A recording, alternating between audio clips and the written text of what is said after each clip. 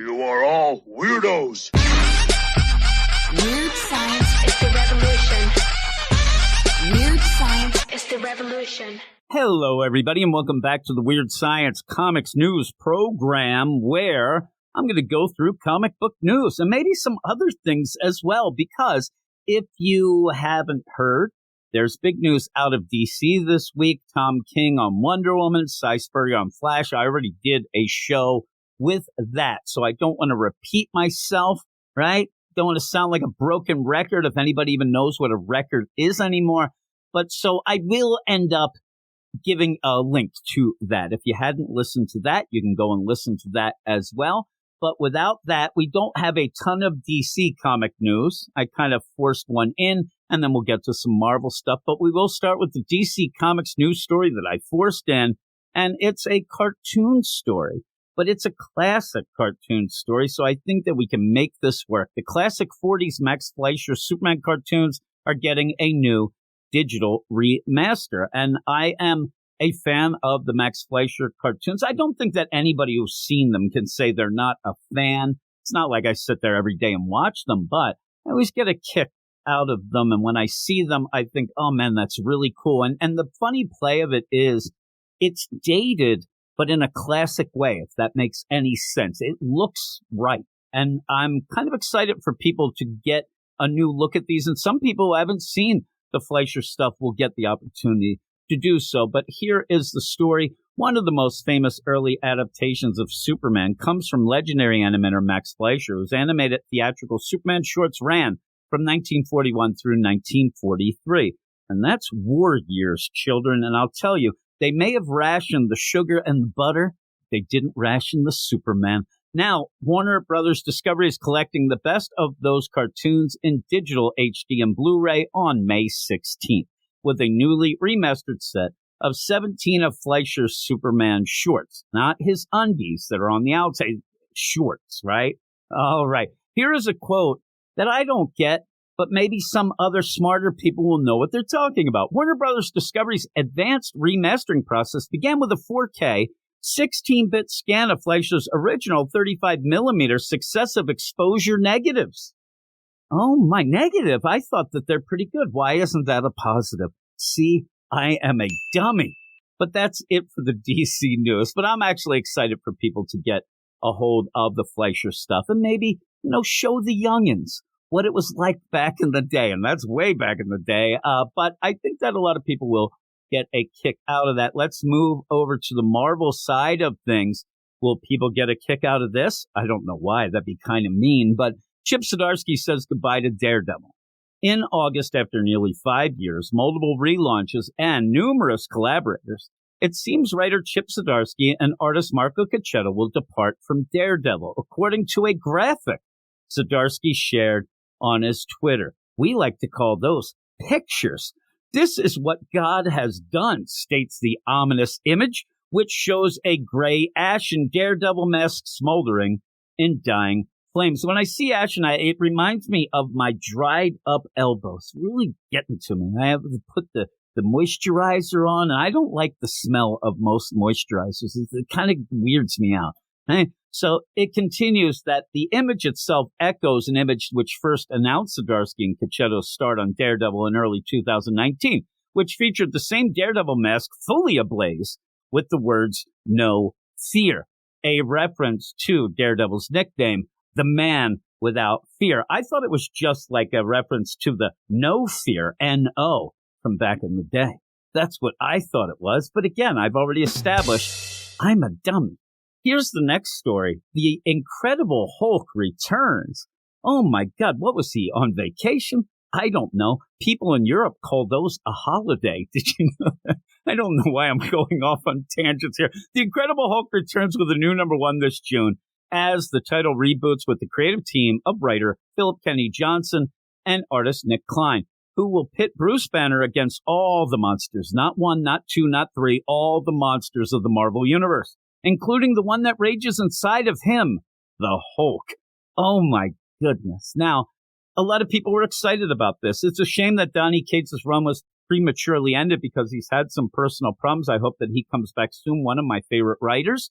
But all in all, you kind of have to go on with things. The show must go on. And people were excited about Phil Kennedy Johnson going on The Incredible Hulk. I can probably see why, because they really do like, at DC at least, the Warworld saga that he just ended up having and finishing. He's still on Action Comics, but he just finished that Warworld saga with Superman.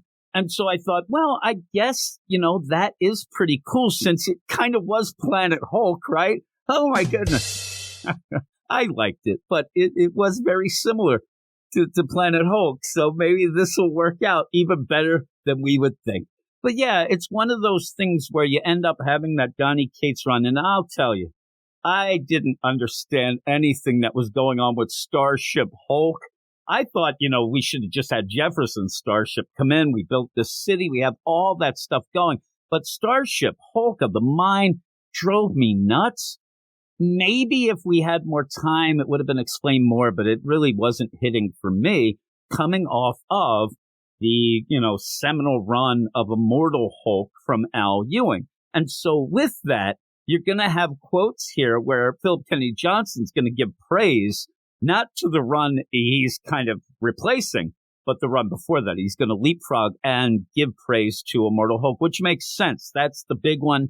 That's where suddenly Hulk outsold Batman for a second and people went nuts. So why not pull that in and try to get that vibe from it? The new Incredible Hulk relaunch comes hot on the heels of the conclusion to writer Donny Cates and artist Ryan Ottley's sci-fi-fueled Hulk run, in which Bruce Banner turned the Hulk's body into a kind of living starship for Banner's own consciousness. I like in this, they don't even know how to really explain it.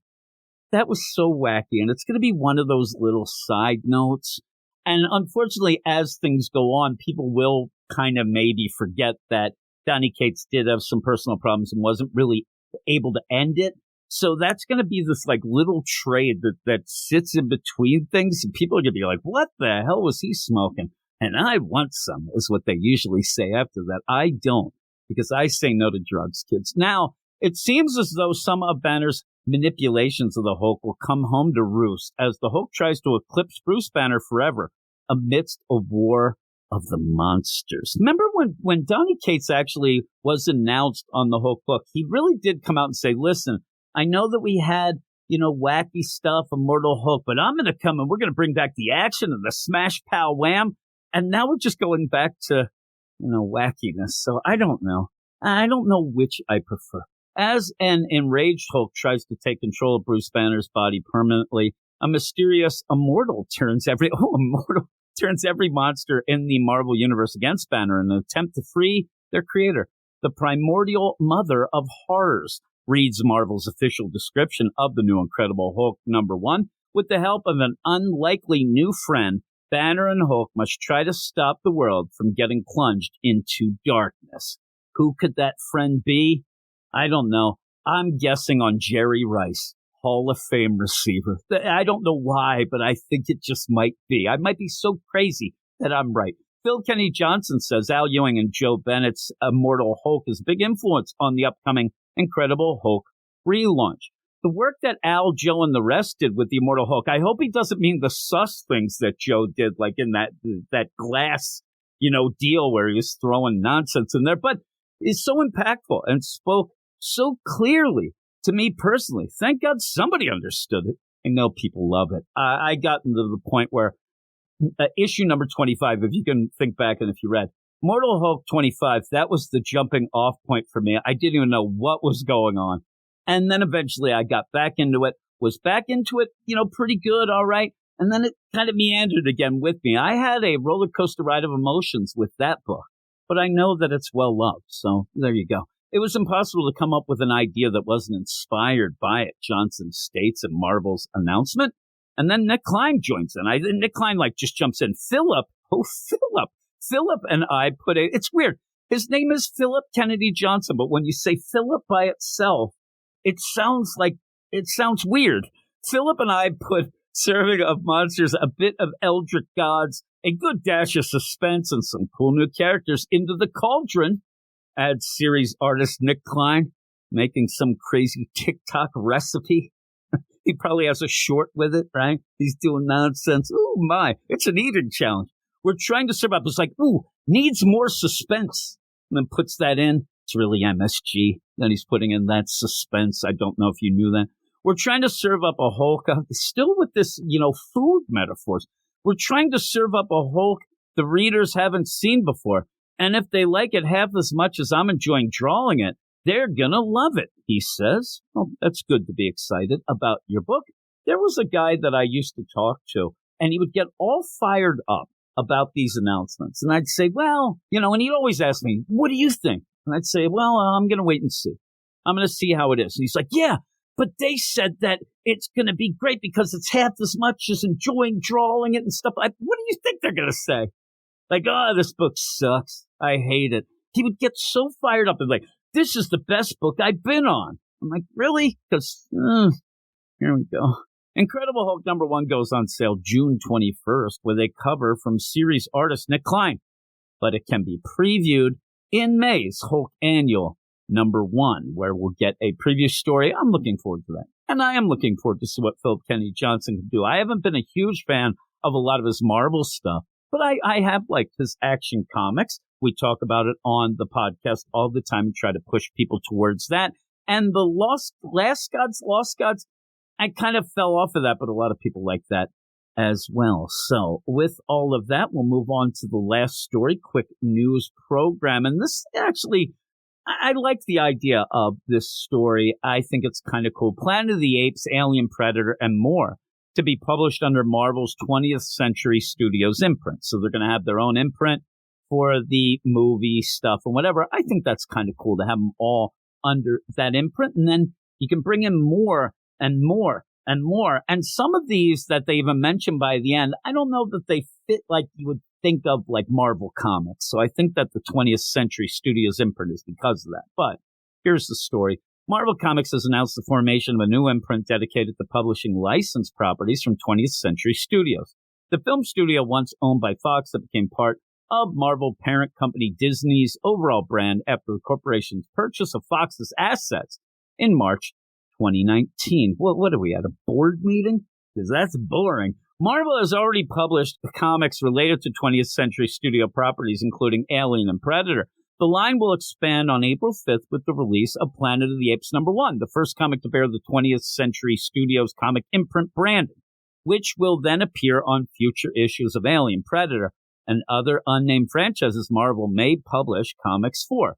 Now, here's the quote. Ever since we announced our Alien and Predator comics, we hope to create a special space within our comics line to go even bigger and bolder and keep building on the iconic moments from these properties that we all know and love, states Marvel Comics editor-in-chief C.B. Cebulski as the non-Japanese version. This is just the actual real version of C.B. Cebulski. I just need to tell you that so you don't get confused.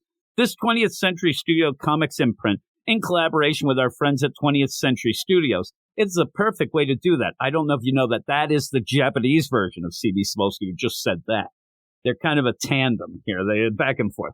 Now that we're bringing back Planet of the Apes again through classic comic book storytelling, we are absolutely thrilled to officially launch this imprint for the fans, and we're all honored to expand upon it in the coming months.